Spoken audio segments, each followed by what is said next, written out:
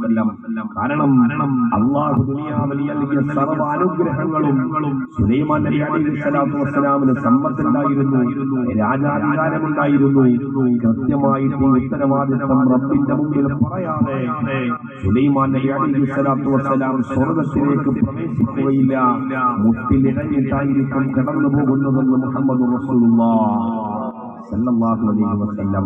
കാരണം നമ്മുടെ ജീവിതത്തിൽ അനുഗ്രഹങ്ങൾ അധികരിച്ചപ്പോഴാണ് നമ്മൾ നമ്മുടെ റബ്ബിനെ മറന്നുപോയത്. ജീവിതത്തിൽ ദുരിതമാണെങ്കിൽ നമ്മളെപ്പോഴും അല്ലാഹുവിനെ ഓർക്കും. അല്ലാഹ് അല്ലാഹ് അല്ലാഹ് എപ്പോഴും നമ്മൾ ഇങ്ങനെ വിളിച്ചുകൊണ്ടേയിരിക്കും അല്ലേ. സമ്പത്ത് അധികരിച്ചപ്പോ അവരൊക്കെ പേടിച്ചത് അങ്ങനെയാണ്.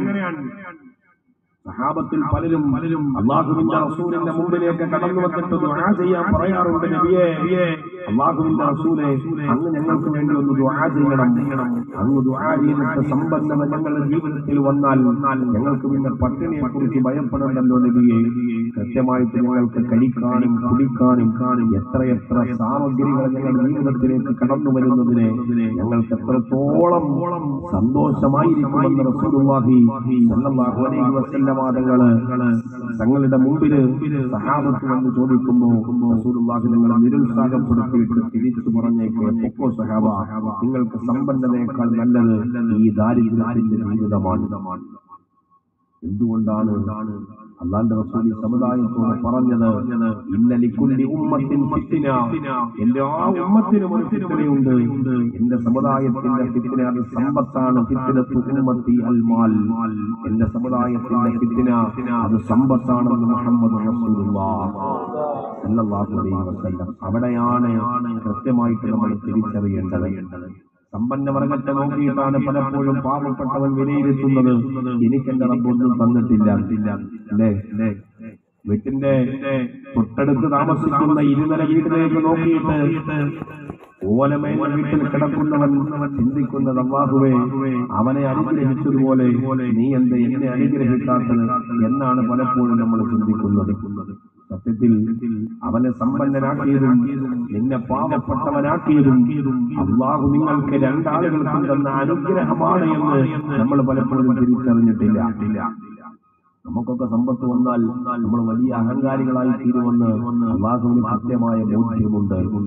അതുകൊണ്ടാണ് അല്ലാഹു നമ്മുടെ ജീവിതത്തിൽ ക്ഷീണവും ക്ഷാമവും പ്രശ്നവും പ്രതിസന്ധി ഘട്ടങ്ങളും ഒക്കെ തരുന്നത്. ഇത് തരുമ്പോഴാണ് നമ്മൾ നമ്മുടെ റബ്ബിലേക്ക് മെല്ലെ അടുക്കുന്നത്. അനുഗ്രഹത്തെ തിരിച്ചറിയുന്നത് എങ്ങനെയാണ്? രണ്ടു നില വീടും വാഹനങ്ങളും തരലല്ല അനുഗ്രഹം എന്ന് പറയുന്നത്.